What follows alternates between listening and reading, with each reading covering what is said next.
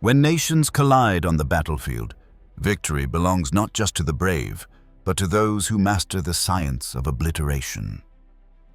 World War II witnessed an arms race where steel rained from the skies and entire landscapes vanished under thunderous barrages. These were not mere weapons. They were instruments of national survival, forged in desperation and perfected through blood. The frozen steppes of Russia demanded artillery that could function when everything else failed. Soviet engineers embraced a radical doctrine that would reshape modern warfare. Forget precision. Forget elegance. Build weapons so simple that a peasant conscript could operate them in a blizzard, so durable they'd fire after being buried in mud, so numerous that enemy positions would simply cease to exist. The 122-meter howitzer M1938 embodied this philosophy with brutal efficiency. Every component served one purpose: survival in conditions that destroyed lesser designs. Its interrupted screw breech was foolproof, designed for soldiers with minimal training to load shells, even with frozen fingers and frayed nerves. The hydro-pneumatic recoil system absorbed punishment that would tear apart more sophisticated weapons, requiring almost no maintenance while enemy artillery choked on dirt and ice. But the true genius lay in those wide-spoked wheels. German artillery sank helplessly into Russian mud during the autumn Rasputitsa, immobilized and useless. The 122mm revolutionary wheel design distributed its 2,500 kilograms across soft ground, allowing it to follow advancing infantry through terrain that swallowed vehicles whole. The split trail carriage provided rock-solid stability and a 49-degree traverse that let crews engage targets without constantly repositioning. Soviet factories hammered out over 17,500 of these workhorses during the war. They weren't beautiful, but they were everywhere, and that was the point. At ranges approaching 12 kilometers, firing 6 shells per minute, the M1938 delivered sustained punishment that ground German defensive positions into rubble. Long after the war ended, these howitzers appeared on battlefields across the globe, a testament to a design that prioritized function over everything else. The Soviets understood a fundamental truth. In total war, the weapon that keeps firing wins. The 152-meter gun-howitzer M1937 ML-20 represented Soviet ambition at its most audacious. Designer F.F. Petrov created something unprecedented: the first heavy artillery piece successfully mounted on a tank chassis, birthing the Su-152, a beast the Germans learned to fear. This wasn't just adaptation, it was innovation born from necessity. The ML-20's dual-purpose design allowed it to lob shells in high arcs like a traditional howitzer, then switch to flat trajectory direct fire like an anti-tank gun. This flexibility made it indispensable for Soviet deep battle doctrine, where breakthrough operations required overwhelming firepower at critical points. Its 43.6 kilogram shells screamed downrange at 655 meters per second, delivering kinetic energy that shattered fortifications and punched through armor with equal contempt. Nearly 7,500 towed versions emerged from Soviet factories between 1937 and 1946, with another 4,000 barrels mounted on self-propelled platforms like the Su-152 and ISU-152. Despite weighing enough to challenge logistics, the ML-20's reliability and raw destructive power earned it legendary status among Soviet gunners. It remained in service for decades, exported to allies, and is used by captured enemies who recognized excellence when they saw it. German engineers approached the problem differently. The Nebelwerfer began as a chemical weapon delivery system designed to blanket areas with smoke and poison gas. International treaties made chemical warfare politically untenable, but the Nebelwerfer's potential for conventional destruction was too valuable to abandon. The redesigned system became a multiple rocket launcher that revolutionized area bombardment. Its fin-stabilized rockets featured angled exhaust vents that induced rapid rotation during flight, creating gyroscopic stability without the weight and complexity of rifled barrels. This was elegant engineering, using physics rather than machinery to achieve accuracy.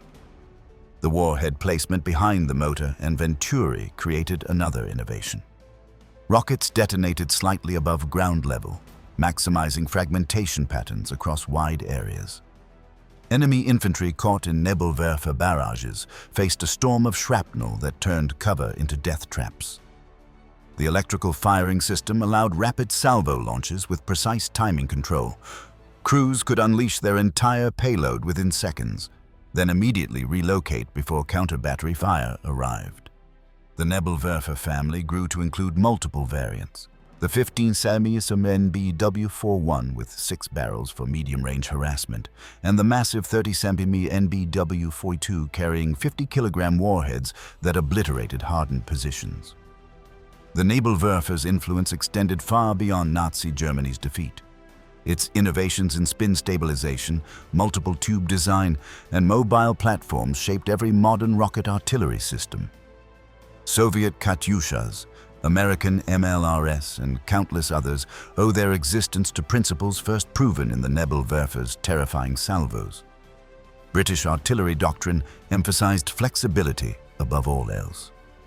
The Ordnance QF 25-pounder perfectly embodied this philosophy, serving as the backbone of Commonwealth armies across every theater from 1940 onward. It was neither purely gun nor purely howitzer, but a hybrid that excelled at both roles. The revolutionary circular firing platform represented a quantum leap in tactical flexibility. Traditional artillery required crews to reposition heavy trail legs for significant traverse adjustments, consuming precious minutes under fire. The 25-pounder's platform enabled full 360-degree traverse instantly, allowing guns to engage targets in any direction with minimal delay. This transformed defensive operations, where guns could rapidly shift fire between multiple threats without vulnerability during repositioning. Weighing approximately 1,600 kilograms, the 25-pounder achieved remarkable mobility for its firepower. Crews could bring it into action quickly, shift positions to avoid counter-battery fire, and adapt to fluid battlefield conditions. The vertical sliding block breech and hydropneumatic recoil system enabled sustained rates of 6 to 8 rounds per minute. Each 25-pound shell capable of precision indirect fire or direct anti-tank defense when desperate situations demanded. Over 12,000 entered service, equipping British and Commonwealth divisions as their primary field artillery. Variants included the short mark for special applications and self-propelled versions like the Bishop and Sexton that brought the 25-pounder's versatility to armored formations.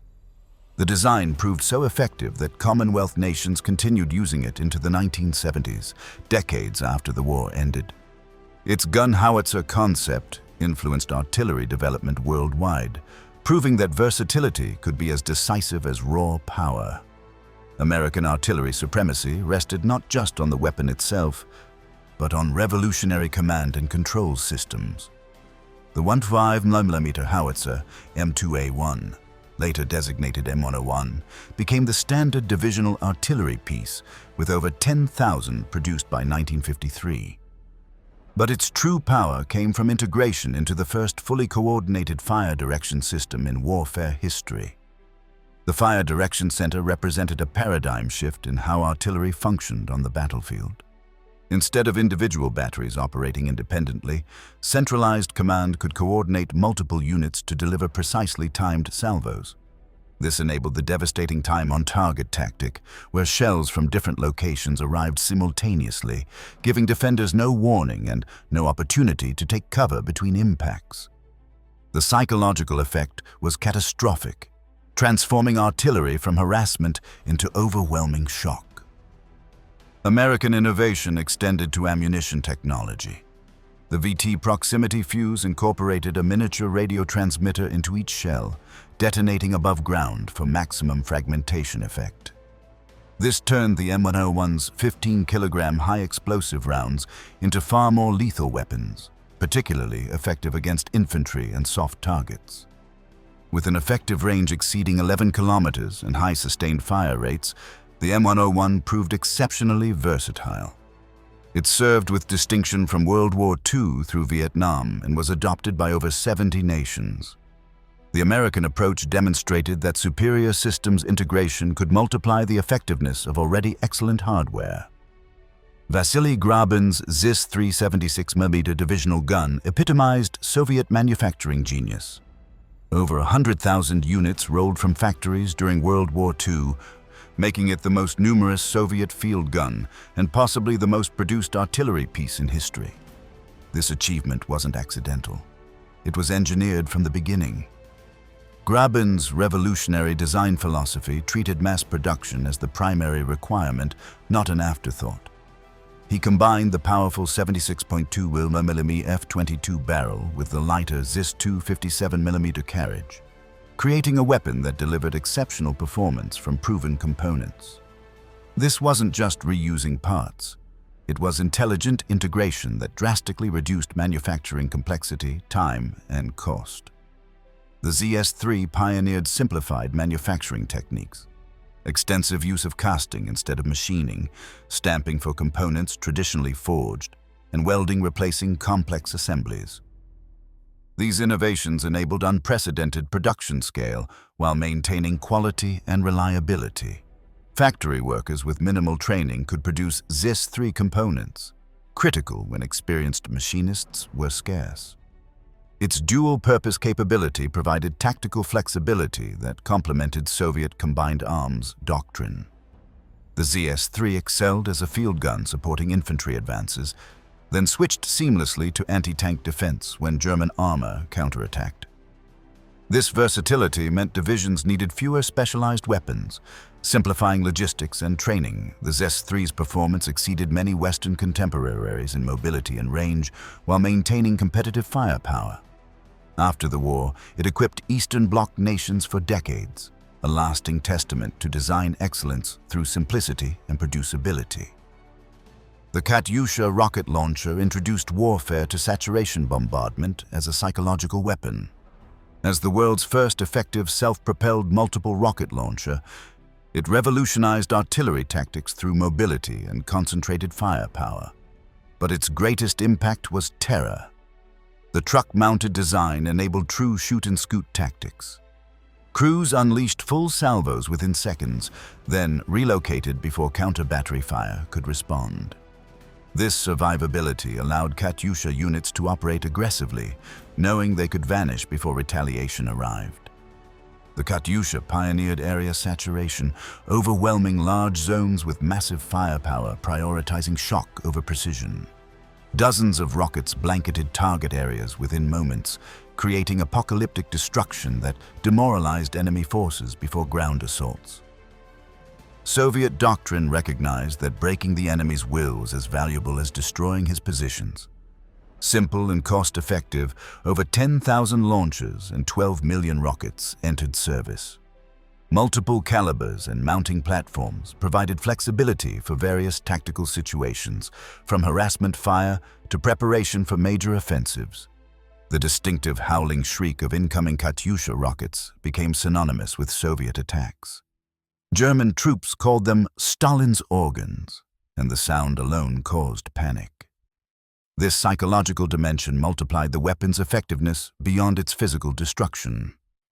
The Katyusha's legacy persists in modern multiple-launch rocket systems deployed globally, proof that innovation in mobility and concentrated firepower can transform warfare as profoundly as improvements in range or accuracy. The German 8mm Flak gun achieved legendary status as World War II's most versatile artillery piece. Initially designed for anti-aircraft defense, it became equally feared as an anti-tank weapon and field gun, forcing Allied armies to fundamentally rethink armor protection and tactics. The revolutionary dual-purpose design stemmed from the long L-56 barrel, producing high-velocity rounds with flat trajectories. This granted exceptional long-range accuracy and kinetic energy sufficient to penetrate the heaviest Allied armor. When German commanders realized they possessed a weapon that could destroy any tank on the battlefield, tactical doctrine evolved to exploit this capability. The innovative cruciform mount provided stable platforms with 360-degree traverse and remarkable 2-minute deployment times. This engineering marvel enabled 88mm guns to rapidly shift between roles, engaging aircraft one moment, destroying advancing tanks the next, delivering indirect fire against infantry positions minutes later. With over 20,000 units produced, the 88mm's impact extended far beyond the battlefield.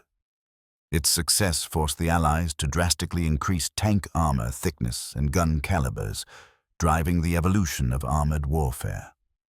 When mounted on the WWII tank, it created a weapon so feared that Allied tank crews learned to avoid engagement unless possessing overwhelming numerical superiority.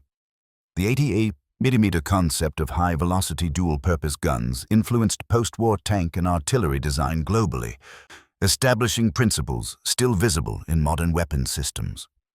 It demonstrated the true versatility, enabling one weapon to excel across multiple roles, provides strategic value exceeding specialized systems.